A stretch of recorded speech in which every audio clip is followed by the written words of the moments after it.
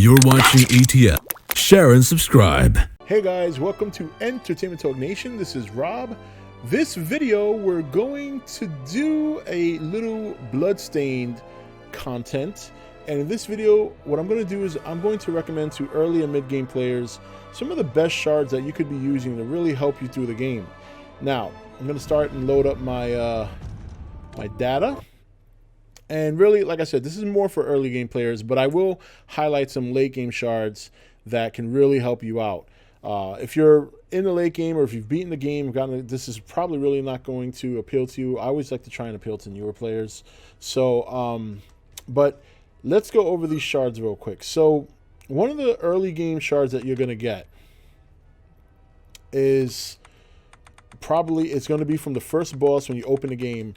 And it's going to be Thrashing Tentacles. This shard, while I don't use it now, was very helpful for me in the early game, especially against bosses. And to show you what this looks like, and that's really going to be that's going to be a good spell to have against some bosses, not very mobile bosses like you know, the samurai, but against like even those mid-stage like mini bosses that you hit, like when you first start entering the castle. And you got the Death Knight, you know, they're really slow, so you can basically run up to them, cast a spell, and run away. Does a good amount of damage. Most times you'll just have to hit them once. Another good spell that I like to use, and I'm still using it, is Flame Cannon.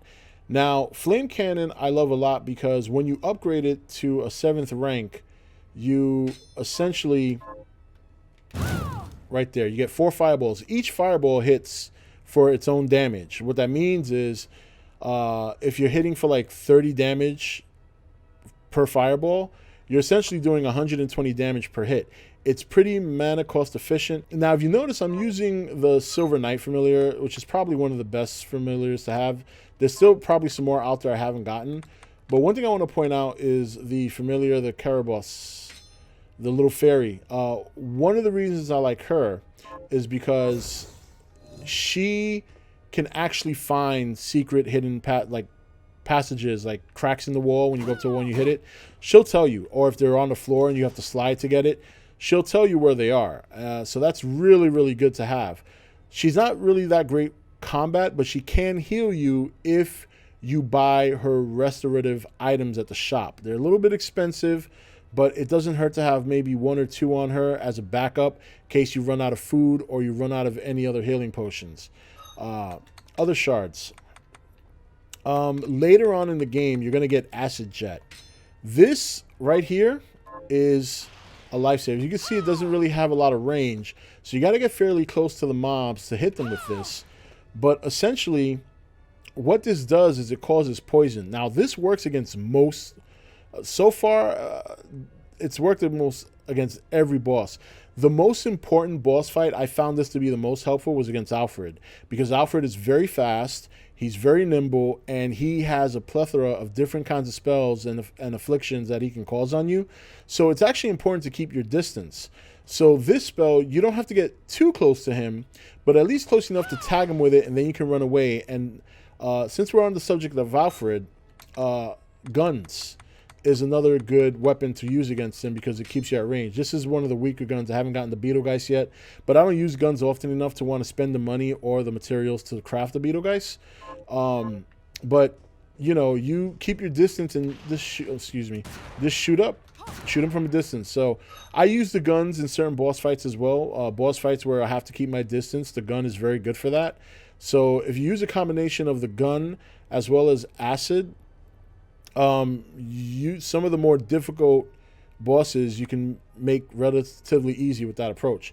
I don't have all the rounds here, but some of the rounds that I do use, other than HP rounds, I use poison rounds, debuff rounds. There's rounds that you can debuff the enemy with, and you know, you can lower down their defense, you could lower down their power. So don't ignore the gun. The gun itself doesn't have high attack stats like some of the weapons, but it is good enough so that once you load certain ammo, it really amplifies the damage. And again, if there's certain monsters that are giving you trouble because they have certain spells or they're really quick and you need to keep your distance, the combination of the acid and the gun are so effective. at least in my opinion, through my experience. So other shards that you want to keep a lookout for, obviously, other than Thrashing Tentacles, you're not going to use it too long. Eventually, you're going to want to start using the Tep Celerenda. This is a very good AoE. If you have a slow boss or a slow mob that has a lot of hit points and does a lot of damage, again, you can use the distance tactics. You could run in, tag it with poison, and then hit the spell, back up, start pegging it with your gun. Just little tactics you can use to really make things a lot easier for yourself. So that's another shard. Now, there is an upgrade for Acid Jet that is more powerful. And let me see. Actually, it's under here, I believe. And that's Toxic Storm. This effectively does the same thing. The only difference is that it's a tornado of acid. So when they're in that tornado, it essentially keeps hitting them over and over and over. But at the same time, it also applies poison. Very effective, but effective against opponents that are not very fast. So you want to use it against slow brewing opponents, and you want to use the acid flow for more faster opponents. I really highly recommend when you get to the mid-late game and you get access to those two shards that you use them, especially against bosses. Not necessarily regular mobs. It's not as effective because most fights with a regular mob are not that long drawn out. But against those boss fights where the enemy has a lot of hit points and you really have to be strategic about when you strike them, hit and run tactics, the combination of the acid and the gun along with the AoE lightning or Toxic Storm, if you want to go that route, is super, super effective. Later on, a lot of shards I still haven't really delved into yet, but I found Aqua Stream to be pretty effective in the Inferno Cave. It was very, very helpful with nailing some some mobs at a distance. There's certain stages there where the board is going to be rather large, rather long, and it's going to be full of lava, and it may not be such a bad idea to peg them from a distance with this spell. The downfall for this shard is that it's a little bit mana intensive, so you got to make sure you land your shots, and you got to be selective on your targets. As the other thing this shard is used for is before you get the Deep Sinker shard right here. This is basically going to be the shard you're going to use to access the underwater.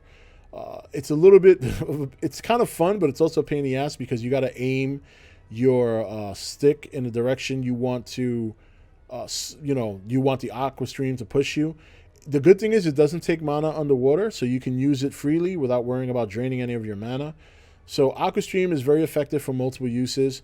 Some people might recommend using Val Ishka for the Inferno Cave, the sliver of ice towards enemies, and it does do good damage against the fire enemies down there. The problem is this one takes a lot of mana, and I find it a little bit harder to land a shot with this, especially against the fire elementals that fly around the board. They can be tough to hit with this, where the Aqua Stream, it fires at an arc, so you can kind of measure them. You can wait till they stop to cast a spell and then unload the Aqua Stream at them. And I just find because of the speed that Aqua Stream fires that it does more, it just does damage faster. It kills them faster. So another thing I want to give a tip, I've read that a lot of people have had an issue with this, not knowing that the reflector ray, it works more than just on, the reflector tiles that you see throughout the map. So if you run into little areas where there's like a section where there's a little ledge here and a ledge up here and you can't manage to slide through, that's what the reflector ray is for. Just wanted to give that quick tip because I've seen a lot of people not sure how to get through those hard to reach places, and that's how you do it. So even if you don't have a panel where the reflector beam reflects off of, you can still use this to get across those tight to reach spaces. So don't forget that. Other shards I can think of. Early game, another good shard in the early game is Summon Ghost. This is really effective early game. You'd be surprised how effective this can be. And excuse me. Nope. And that's the ghost right there. Basically, you throw it and it starts bouncing off enemies. In the early game, if you upgrade it to like 5 or 6, it does like 40 damage a hit, and it'll do like 3 hits at a time.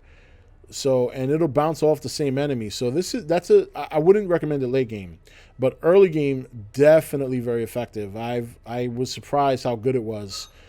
So that's another early game shard that you want to use. Head Flail is another good one, and it's actually even good now if you want to use it. I just like casting spells, but as you can see, my flail is huge. But this is very effective in the early game. I used this a lot. This and the tentacles were like that was like my bread and butter for a long time, along with the flame cannon. And as you can see, I still use the flame cannon. But this can still be effective now as well. It's just that you will get shards that are better. But it depends on your play style. You know, if you're more of a melee and you don't like to hang back and peg away at the enemies like I do, I like damage over time and hit and move tactics. But if you're more of a grinder and you want to get in there and cause damage, I mean, you know, you're doing your moves with your weapon and then you nail them with this, you know. There you go. This upgrade does a lot of good stuff. So definitely good for the early game as well, though. Really, really good for the early game. So I believe that's roughly about it. Those are the ones that I've leaned on. I'm sure there are other good ones as well. I just haven't taken the time to try them yet. You know, there's Cerulean Splash. Here's another good early game one, and you will get this like on the first map. This also does a lot of damage. As you can see, it bounces around. This is also good for the Inferno Cave if you're on a straight, or if the enemy's at a distance and you want to nail them without taking damage or having to deal with whatever they're doing. This is another good one. And this is a good one for a long time as well. So a lot of these early game shards, they're more effective in the early game, but they have their uses later on. You won't lean on them as heavy as you would the first couple of stages and the first couple of bosses, but they'll still have their uses, especially like, you know, when you go to like the Inferno Cave and you need water and ice damage. And but I gotta highly recommend once you get to the point where you get Acid Flow and Toxic Storm, those are really going to be two spells you're going to lean on a lot, because damage over time against the boss is really important. I mean, when I fought Alfred and I used Acid Flow on him, not only was I doing my normal damage with my gun, but he was taking 40 damage a tick. And you'd be surprised how quick that fight goes when you hit him with acid and poison him and keep him poisoned. So, but anyway, guys, that's it. Those are some early game and mid to late game shards that you could really leverage to your advantage depending on your playstyle. It really is dependent on your playstyle. I like to do a lot of hit and run tactics when I'm against bosses, especially fast bosses like Alfred. But I like doing damage over time. That's why I highly recommend. Acid Flow and the gun combo made Alfred a walk in the park. It was so easy after that. So, and there's some other enemies that it just made very easy when you hit them with poison. So yeah, but anyway, are there any shards that you'd like to recommend? Please let me know in the comment below, and there will be some more Bloodstained Ritual of the Night content to come. If there's any suggestions or any videos you guys want me to do, please let me know in the comment section as well. Until next time, this is Rob signing off for E.T.N, where we don't do news, we just talk entertainment. Take it easy. Thank you for watching E.T.N. Click here to watch more content. Don't forget to leave a comment. Also, make sure you like and share this video. If you want to know when the next video is up, click the notification bell next to the subscribe button. And most of all, make sure to click that subscribe button for regular content.